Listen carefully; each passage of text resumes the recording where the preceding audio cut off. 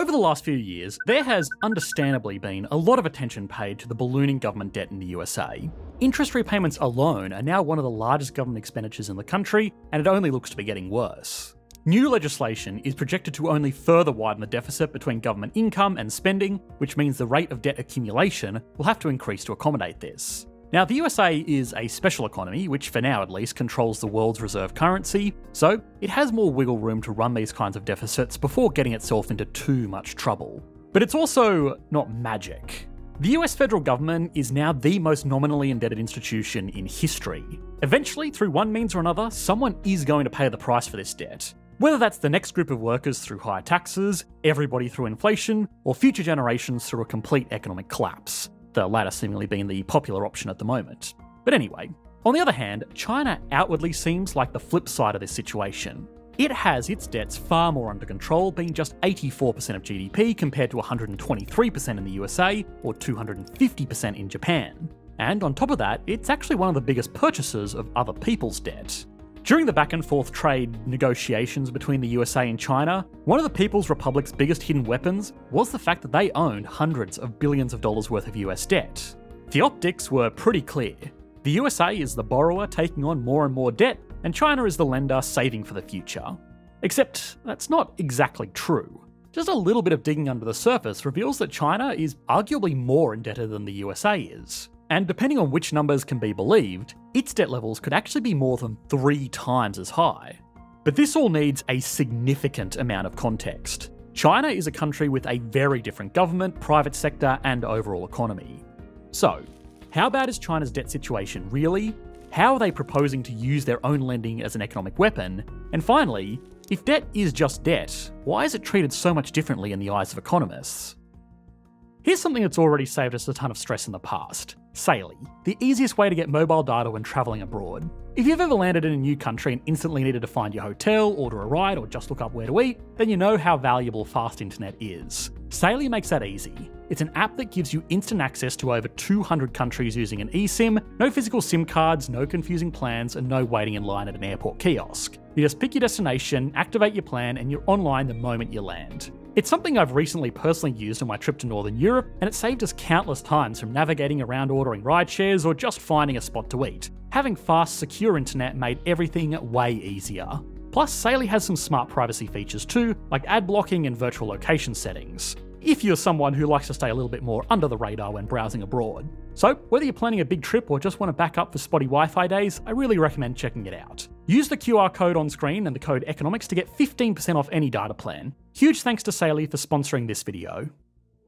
Okay, so big disclaimer time as always. Economic figures coming out of China, especially at a provincial level, are often unreliable. Data from institutions like the IMF and the World Bank is what most of this video will be based on, but even then, they rely on reporting from the government itself, and as we'll actually explore a bit later, there are a long list of reasons why these numbers might be massaged a little bit. Okay, with all of that out of the way, one of the biggest differences between Chinese and US debt is who is actually doing the borrowing.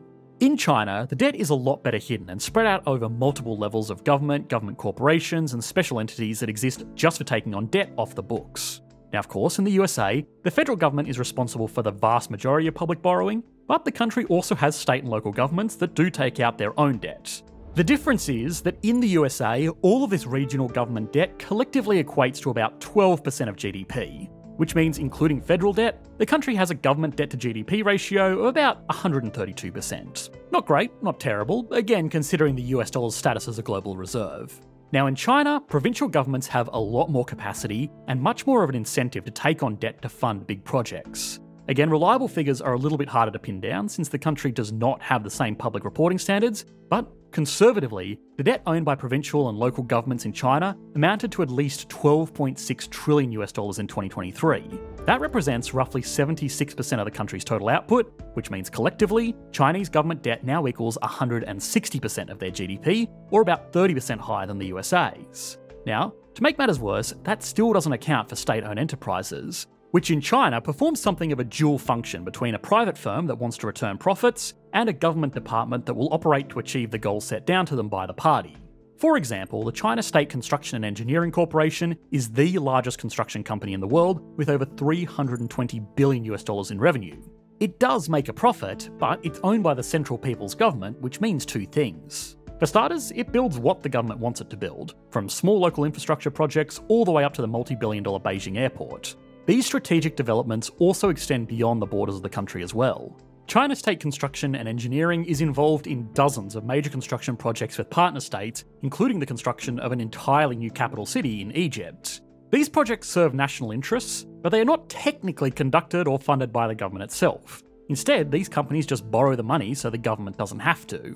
Now, it is borderline impossible to know how much debt these companies have, because we don't even know how many of them there are. The China State Construction and Engineering Corporation is a massive and very high-profile example, but an investigation by Stanford University found that there are at least 391,000 fully state-owned firms in China, ranging from small civil operations all the way up to international banks. Beyond that, there are more than 1 million firms operating across the country with some level of state ownership. These state-owned enterprises are all highly leveraged and again, conservatively are the equivalent of $30 trillion in debt. Now, if these companies default, the government will be in a position where it either loses these firms which do their bidding, or they'll have to step in to bail them out. Either way, that means collectively, between all of the different vehicles that the Chinese government uses to perform services in the Chinese economy, its debt is over 300% of its GDP. And it gets worse than that. This is all assuming that Chinese GDP figures, as in the denominator down here, are actually reliable, which is debatable at best. A lot of economists question the official figures, and independent research has suggested that routine compounded inaccuracies in reporting means that the Chinese economy might be between 20% and 60% smaller than officially reported. That would mean that these debt figures could conservatively be as much as 450% of GDP, 3 times higher than in the USA. And the bad news doesn't stop there.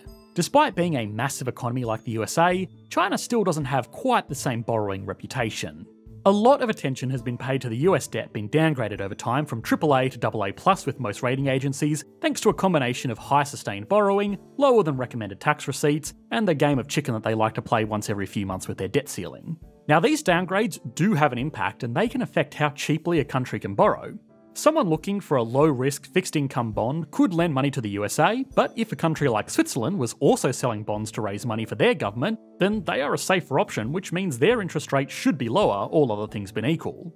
Countries' credit scores are just like individual credit scores. An 850 means lower rates because they have demonstrated that they are the lowest risk. Anything below that, and lenders normally want to see a little bit more interest to offset a little bit more risk. Now, China, on the other hand, is not rated AAA, or AA+, or AA, or AA-. It's rated just A+, which, to be clear, is still fine, but it means that most agencies do recognise risks here, which in turn means China should need to pay a higher interest rate on all of this debt they've been accumulating. Except they don't. As of the time of making this video, the yield on a 10-year US Treasury bond is roughly 4.5%. The yield on an equivalent Chinese 10-year bond is just 1.7%, almost 3 times lower. So what is going on here? Why on earth would anybody lend money to the comparatively riskier Chinese government when they could instead get 3 times the yield lending money to the US government? Well, the assumption here is that the Chinese economy functions like a normal free market economy, which, especially in the case of macroeconomic instruments like this, it does not. The first difference is that a lot of people and institutions with a lot of money in China can't go and buy US Treasury bonds. China has strict capital controls on money leaving the country, which means even if investors did want to buy US bonds instead, this isn't going to be an option for them. This applies even to large institutions like banks, which, it's worth noting, are largely state-owned as well. So yeah, when the Chinese government wants to borrow money, it doesn't need to compete with every other country in the world also trying to borrow money as well. The other thing is that there aren't many other options like there are outside of China. When bond yields are low in a regular economy like, say, the USA, it motivates investors to move their money into other assets like stocks, real estate, or alternatives where they can get a better return. This is one of the reasons why normally lower interest rates will increase stock prices. But in China, investors don't really have those same options. Economists will always say that the stock market is not the economy, and normally that's used to explain why market returns consistently outpace overall economic growth, but in China, it's the opposite. Despite being home to the most intense economic development in history, the country's stock market is up less than 100% since the year 2000. Now that might not sound so bad, but by comparison, the US market has returned over 300%. And it's not like we've chosen an unflattering timescale here. In the last decade alone, the US market is up more than 150%, while China's has actually gone backwards. That means that the stock market is not exactly a great alternative to even really low yield bonds. A lot of the companies listed on these markets are partially or majority owned by the government, which means that returning profits to their shareholders is a secondary objective, with the priority being carrying out the desired functions of the government. Notably, even companies with no government ownership are still very much under the thumb of the CCP through heavy-handed regulations and outright political smiting. Now, arguably, there is need for stricter enforcement of regulation upon companies in markets like the USA, but China takes it too far in the other direction. Famously, the government blocked the listing of Jack Ma's Ant Financial Group after he got on the wrong side of leadership, and in 2023, when the government cracked down on tutoring of all things, it sparked a massive sell-off as people were spooked by the government overreach. So this means that for most investors, or at least investors without an inside edge, the stock market is simply too risky for the estimated returns. This also starves independent businesses of the funding that they may need to pursue genuine innovation. Outwardly, China has been making some very impressive strides in new technologies, but these tend to be concentrated into fields that the government has highlighted as a priority. Beyond that, there is also the not-so-secret fact that a lot of Chinese innovation is really just taking designs from manufacturing partners and relabeling it. It remains unclear how robust tech development will be beyond this. Now, we actually made an entire video on this a few years ago comparing Shenzhen and Silicon Valley. We don't want to repeat too much here, but again, the important point is that genuine investment into promising new technologies and businesses is far more limited in China. Now, this is actually a problem because households in China also don't really spend much money. About 68% of the USA's GDP is accounted for with household consumption. Now, Americans are extremely adept at being amazing consumers, so for comparison, the global average is 56%. In China, household consumption only makes up 39% of GDP. Of course, the country is much poorer overall than the USA, so they have less money to spend, but normally economists would actually expect the opposite.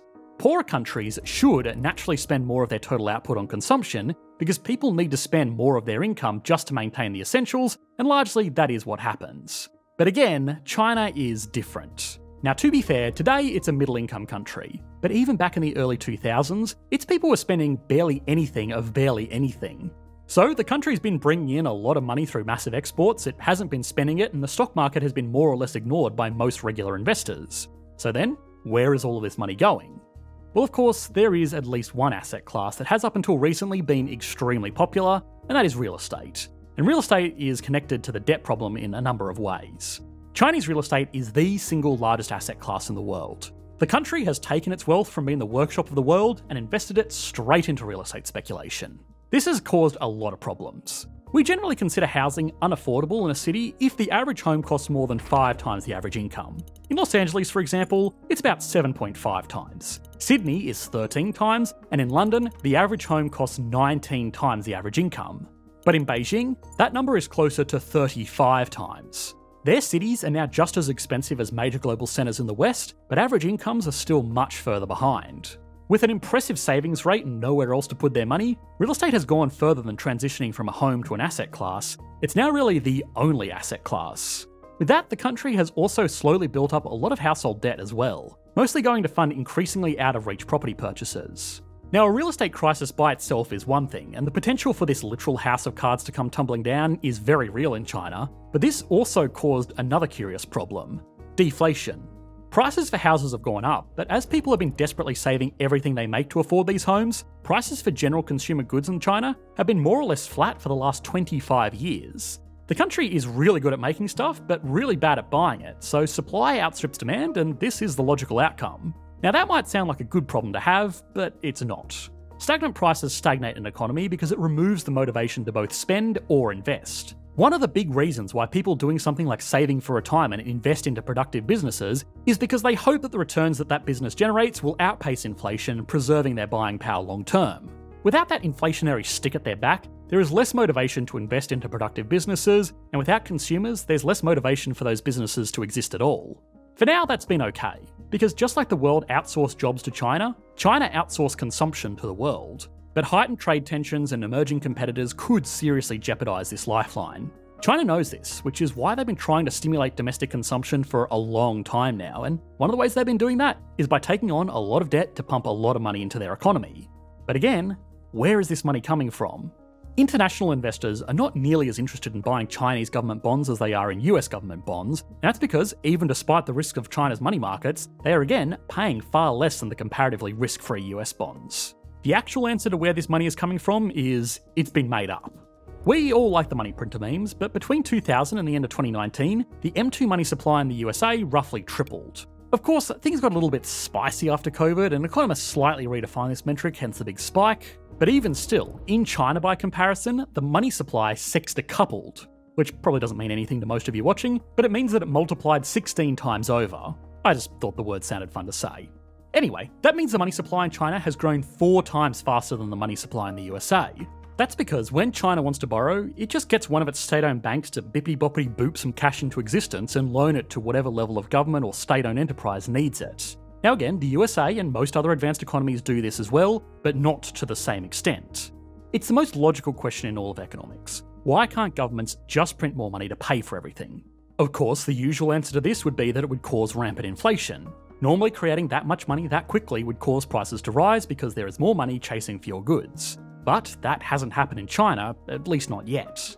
The country has been able to get away with such an extreme level of money creation because consumer prices have stayed very low, despite all of this extra money floating around because Chinese consumers are still incredibly frugal. This low level of inflation also means that banks are happy to lend at the lower rates in the country because even smaller returns would end up being the same after taking inflation into account. So, is this a problem? By debt to GDP numbers, even by optimistic estimates, the country is already beyond what would be considered crisis point. The line is blurry, but generally it's extremely hard to come back from a debt to GDP ratio above 120% without exceptional sacrifices. Some economists argue that this line is more like 150% in today's global economy. Wherever the line is, China is so far beyond it that specifics don't really matter anymore. The line is a dot to them. 300% of GDP is borderline unheard of outside of failed states, so not great. But is it time for the fire thumbnails predicting that China will collapse in 69 seconds? Well, maybe, but there are some things working in China's favour as well.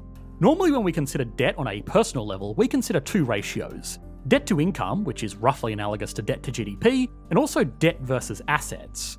Someone with $1 million in debt and a very low income might look like they are in trouble, but if they have $5 million in assets, they're probably going to be just fine. Now, the reason that we normally don't consider this when looking at governments is that over the last several decades, they generally don't hold that many assets, especially when compared to households. The federal government of the USA, for example, obviously has some assets. A vast array of military and civilian equipment, government buildings, some state-owned infrastructure, gold in Fort Knox, and a lot of federal land, but all of this is still relatively incidental compared to its debt. The Bureau of Fiscal Services estimates that these assets are collectively worth about $5.6 trillion.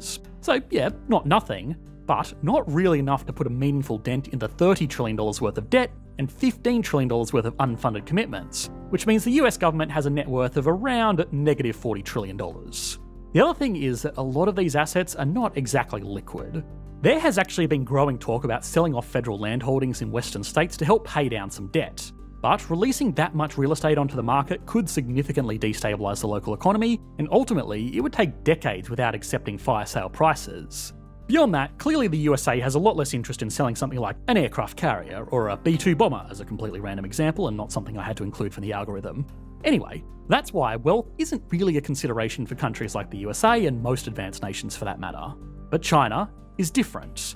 The government officially owns all of the land in China and rents it out on decades-long leases. But even accounting for the land that has already been committed to rentals, it's still worth a lot, especially around commercial centres. What's more is that all of these state-owned enterprises are worth something, and they are highly liquid. A lot of them already have a small number of their shares listed on stock exchanges, so the government already has a tool to sell off these if it ever felt it needed to. The other, more immediate consideration is that the vast majority of utilities are also owned by the government, which means that they don't represent an ongoing expense on top of the debt. In China, the government has a positive net worth of about $40 trillion according to estimates from the Chinese Academy of Social Sciences. Now again, as a reminder, putting an accurate value on all of these assets is difficult at the best of times, and government agencies have some motivation to produce some numbers that are a little bit funky. The only other numbers that we have to go off are from the Bank of International Settlements, which estimated a net worth of approximately $20 trillion, but that was from 2014 and obviously a lot could have changed since then. Either way, and regardless of the exact number, it's clear that while China's debt to GDP looks catastrophically bad, its net worth is far healthier than most of its rivals. It also means that its debt is a lot easier to take back. In the USA, any increase in government debt is almost perfectly correlated with increases in household wealth, because by one means or another, lower taxes and more government spending make their way to individuals. The economist Richard Vague did a talk about this a year ago that's available for free here on YouTube, and it's definitely worth watching if you're interested, so we'll leave a link to that below. Of course, it's not all households that benefit from stimulus equally, but that's a whole separate discussion. The point is, taking this back would necessitate an equal and opposite reduction in household wealth, which would not only be politically unpopular, would also be economically destabilising and probably result in reduced tax revenues. In China, that wouldn't need to be extracted from households because most of this debt goes to build up government assets, so they can untie themselves from this debt with fewer restrictions, in theory at least. Another thing to consider is those low interest rates. A big debt at a low rate can have the same repayments as a smaller debt at a higher rate, putting the same net strain on government budgets, and as we've explored earlier, by luck or by design, the Chinese government is able to borrow at very, very low rates. But this is where breaking up that debt over so many different government entities actually hurts them. Sure, the central government can borrow at low rates, but provincial governments pay significantly more as they are riskier and don't have the same direct control over state banks. And then beyond that, state-owned enterprises often pay rates as high as 10%. The country has an immense amount of debt, all hidden away amongst various different levels of government, used to fund various government and semi-government organisations that may or may not be developing genuine long-term prosperity for the country. So far, they've been able to get away with it because rates are low and money has been easy to create because inflation has remained stubbornly stagnant, but that's come with its own problems, and it's also a narrow view of things. Inflation may be low, but only in the way that we typically measure it, which is the Consumer Price Index, or basically a basket of household goods roughly indicative of average household spending.